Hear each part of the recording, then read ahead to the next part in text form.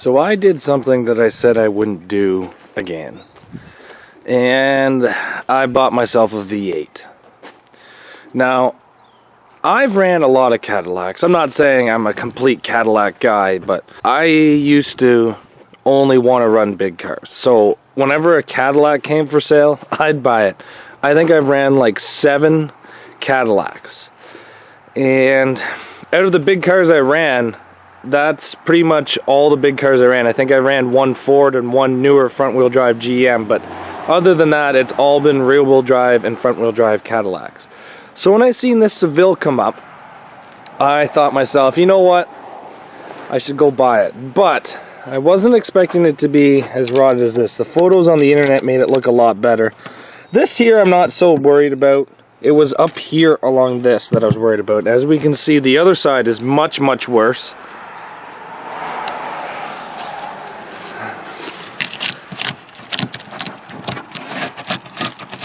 So as you can see, the holes right through it. Again, this wheel well is a little bit worse than the other side.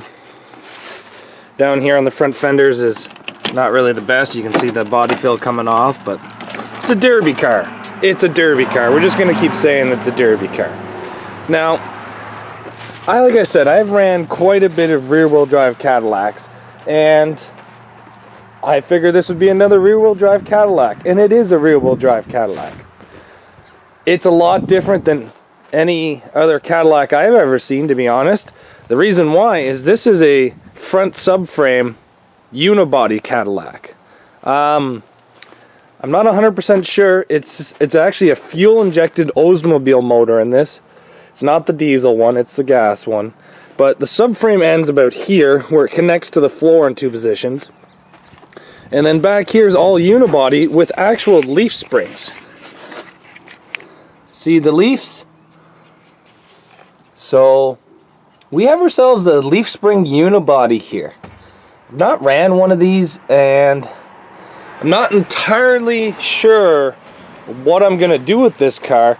The main reason why I bought it was actually for the bumpers, because I don't have any good bumpers sitting around, so it was nice to get some. The interior on this thing is pretty much immaculate, but unfortunately I don't do anything with the interior.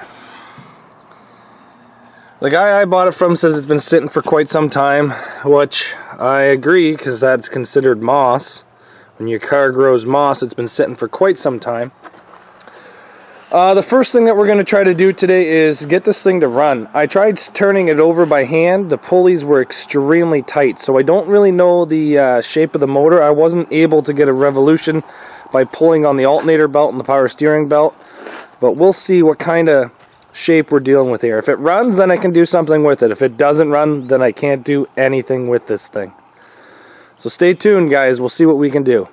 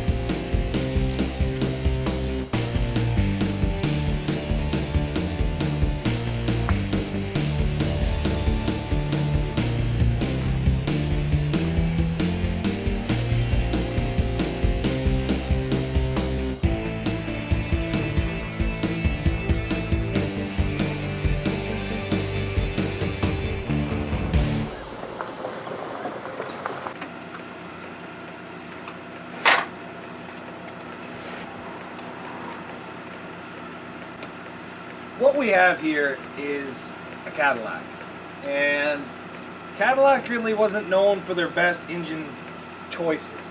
Now, you guys might not know what I mean, but Chevy 350s are one of the best motors out there made. They're super simple to work on, super reliable. Everything about them is a great motor. Now, instead of Cadillac choosing the Chevy motors, they actually chose the Oldsmobile. So what we have inside this car is an Oldsmobile fuel-injected motor from the late 70s, early 80s. And you guys may think that fuel injection in the 70s? Yeah. Yeah, and it's just as bad as what it sounds, which is pretty much horrible.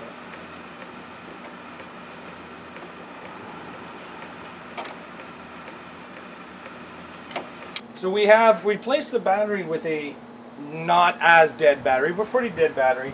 And then we have our transport truck battery hooked up. And then we have a transport truck booster pack hooked up. Now, this is a fuel injected motor, but it's all about the same. I'm just going to pour a little bit of gas down that intake there and see if she'll fire up.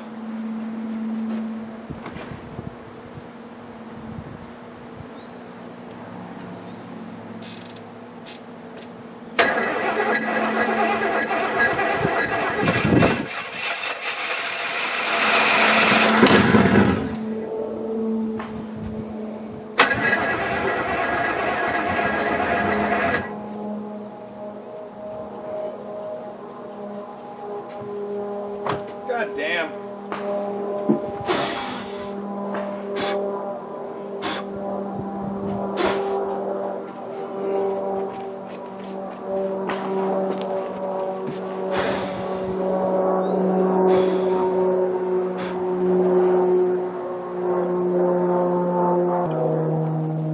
We'll just use more fuel.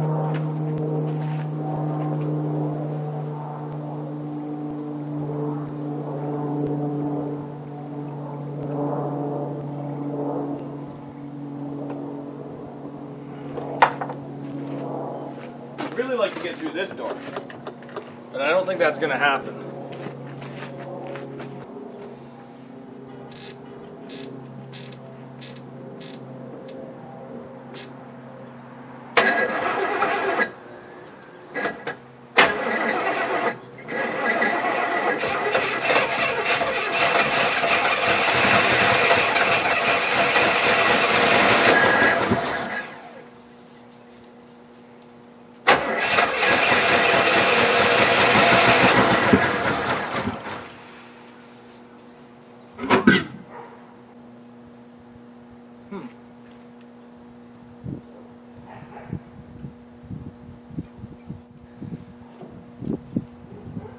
I think we put way too much fuel down there. We have to wait a bit because I'm pretty sure I flooded it, so...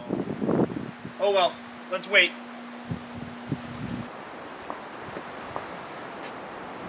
After about an hour playing with this car, I'm going to say it needs a fuel pump. I've cut the main fuel line to the motor. I've introduced my own fuel pump. I'm having a hard time finding a piece of fuel line I have that fits the return line, so kind of spills fuel everywhere, and because of that I don't really want to run it, but I have got this thing to run now. So these newer pumps with the higher PSI will run this older motor, but I'm not really going to mess around with this too much. I don't know if I'm going to run this thing or just take the bumpers and scrap it. I'm not 100% sure, but I don't know what to do. I got it to run. It's pretty rough. It's a different car than what I'm used to taking into a demolition derby. Unibody, rear-wheel drive, full size. I have never actually seen a Cadillac like this. Have you guys seen any Cadillacs that are unibody with leaf springs in the back run? If so, please leave a link to the video or tell me in the video how you guys did down below in the comment section. But I've ran front-wheel drive Cadillacs that are unibody, and the back ends come in so quick, and it's just, I don't know. Is it worth it to build this? Is it worth it just to take what I need and get rid of the car? I'm not sure. It's, this is definitely something different than I'm used to. I don't even like this motor. A fuel-injected motor from the early 80s is not really known to be that reliable. So if I did derby this, I'd probably have to pull this and put a different motor in. I'm really not sure what I'm going to do with this car. It's a little different than what I'm used to, like I said. But if you guys have any input, make sure that you guys leave it in the comment section below. And thanks for watching very much, and we'll see you back here tomorrow.